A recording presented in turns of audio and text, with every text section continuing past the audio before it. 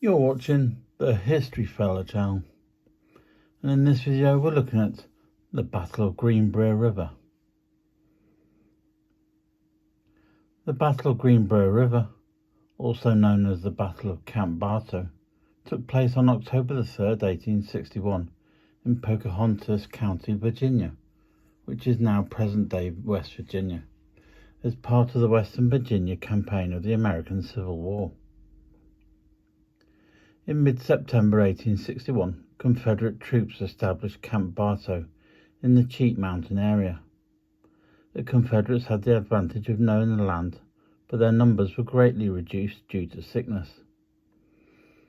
Colonel William Taliaferro had reported that his army had been reduced to 1/3 of its strength. Controlling the Union forces in Cheat Mountain and Tygart's Valley was Brigadier General Joseph Reynolds. Reynolds' army's spirits had been heartened due to their success in repelling General William W. Loring's troops. Reynolds believed that he would be able to defeat the Confederates and clear the mountain for a quick route to Virginia. For 2 days it rained non-stop, and due to the cold weather, both troops lost men. Reynolds' army was composed of the 24th, 25th, and 32nd Ohio Infantry, the 7th, 9th, 13th, 14th, 15th, and 17th Indiana Infantry, Battery G, 4th U.S. Artillery, commanded by Captain Albion Howe, Loomis Battery, Battery A, 1st West Virginia Light Artillery Regiment, and parts of Robinson's Ohio Cavalry, Greenfield's Pennsylvania Cavalry, and Bracken's Independent Company Indiana Cavalry, Company K, 1st Indiana Cavalry. Reynolds had about 5,000 men of different arms, infantry, cavalry, and artillery.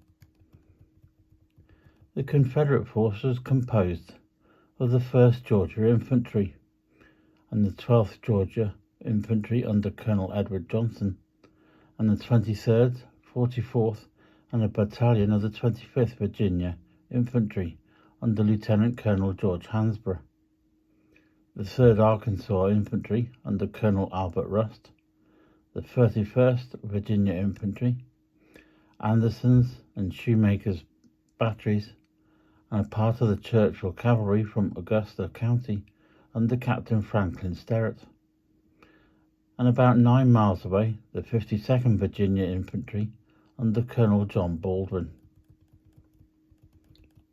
Reynolds' troops began to move at midnight on October the 2nd, 1861, and by daylight they had entered Greenbrier, roughly 4 miles from the Confederate camp. At 8 o'clock in the morning, the Confederate soldiers guarding the camp left their posts, and the Union soldiers entered the Confederate camp. Upon opening fire, the Confederate army was having trouble working their weapons, and while they were trying to fix them, they were forced to move out into the open due to the Union Army's significant firepower. When Colonel John Brown Baldwin, who was in charge of the 52nd Virginia Infantry, heard the gunshots, he immediately left camp with all of his men and went to help the Confederates. By the time they reached the battlefield, they thought it was too late, but when the Union Army saw more men coming, they continued to fire, and the battle continued for approximately 5 more hours. Reynolds ordered his troops to return to Cheat Mountain, breaking off the battle. After the battle was finished, both sides realized the losses were not great. In an attempt to appear superior, both the Union and the Confederates increased the enemy's losses, and both reported that they had lost around 300 men.